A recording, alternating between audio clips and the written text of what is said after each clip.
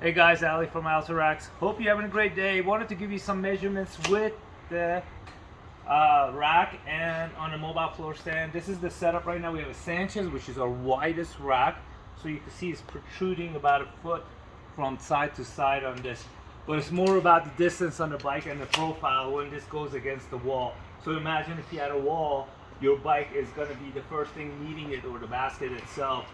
That is about, if we put that there, you're looking at past the point of the rack, about a foot. That's 12 inches pushing out from the basket. The height, this is a 29er from the top bar up,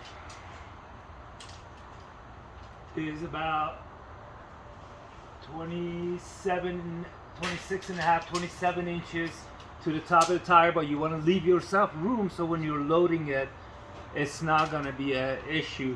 Right now, all the way from the ground to the top of this tire, what do we got?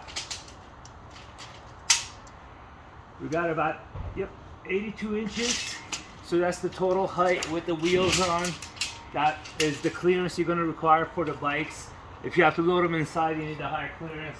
For the back profile, the tire barely sticks out past the leg.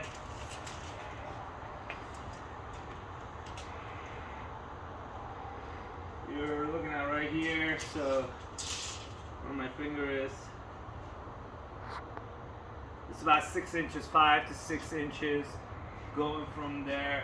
So that should give you enough measurements as far as how this rack is fitting on this mobile floor stand.